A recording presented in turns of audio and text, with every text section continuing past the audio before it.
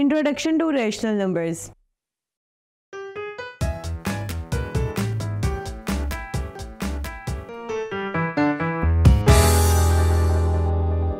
Assalamu alaikum. I welcome you all on the platform of digital academic provided by Moonlight International Publishers. Hello my dear students, I am your maths teacher. My name is Aisha. Let's start our maths book 7.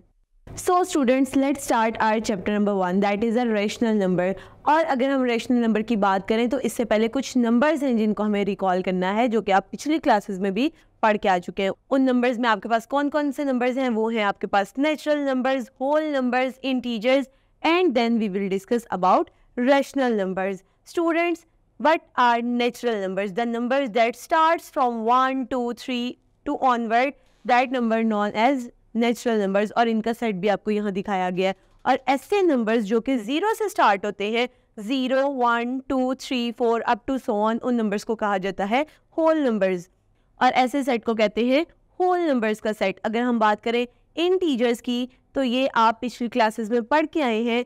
वो तमाम number जो कि आपके पास positive numbers होते हैं, negative numbers होते हैं, और ज़ीरो एक ऐसा नंबर है जो कि ना पॉजिटिव है ना नेगेटिव है। ये तमाम नंबर्स का जो सेट है ये आपके पास क्या कहलाएगा? इंटीजर्स।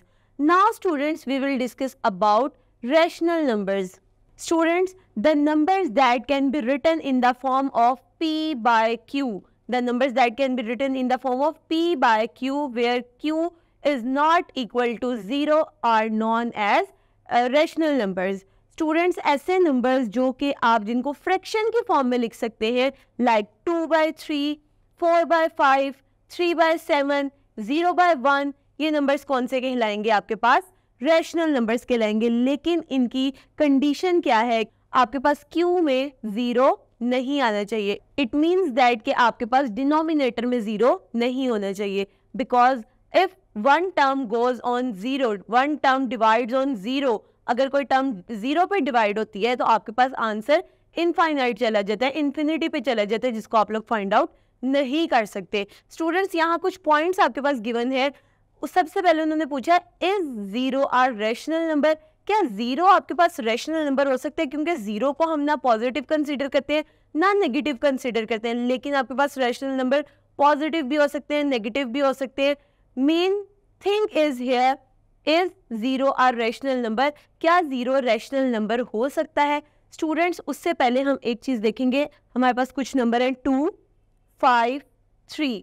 अगर मैं देखूं तो मेरे पास इनके नीचे डिनोमिनेटर मौजूद नहीं है, ना ये टर्म्स फ्रैक्शन में। तो स्टूडेंट्स, अगर कोई टर्म किसी नंबर पे डिवाइड नहीं हो सकती तो वो कम से कम 1 पे डिवाइड ज़रूर होती है। तो इसका मतलब है 3, 2 और 5, या इनके अलावा कोई भी नंबर्स जो है ये 1 पे डिवाइड हो सकते हैं। तो मैं खुद से इसके नीचे फ्रैक्शन लगा के 1 लिख सकती हूँ। तो इसका मतलब है इसको हम रैशनल नंबर, इन नंबर्स को हम रैशनल नंबर्स कह सकते हैं। इसी तरह हम 0 पे आते हैं, 0 के नीचे भी हम फ्रैक्शन लगाकर खुद से 1 लगा सकते हैं और इसको 1 पे डिवाइड कर सकते हैं। That's why it's also a rational number. सबसे पहले यहाँ पर डेफिनेशन लिखी गई है, the number that can be expressed in the form of P by Q is known as rational numbers. और इनको रिप्रेजेंट किस तरह किया जाता है वो यहाँ बताया गया है। उन्होंने कहा consider, they said consider -7. We can say -7 is also a rational number. Why? Because -7 can be written in the form of -7 by 1. So it's a rational number. Similarly, 2, 9, 101, these are also rational numbers because we can put in as a form of P by Q, like 2 by 1, 9 by 1, 101 divided by 1, and also 0 divided by 1. So these numbers are also can be represented as a rational numbers. So students, आप लोगों ने अभी तक क्या सीखा कि natural numbers क्या होते हैं, होल नंबर्स क्या होते हैं, इंटीजर्स क्या होते हैं, और ये वो सब बातें थी जो आप पिछली क्लासेस में पढ़ के आए हैं। इसके अलावा नई चीज़ जो हमने सीखी, रैशनल नंबर सीखी और रैशनल नंबर्स को प्रेजेंट करने का तरीका सीखा, जिसमें आपने कुछ एग्जाम्पल्स भी देखे अपनी स्क्रीन पर।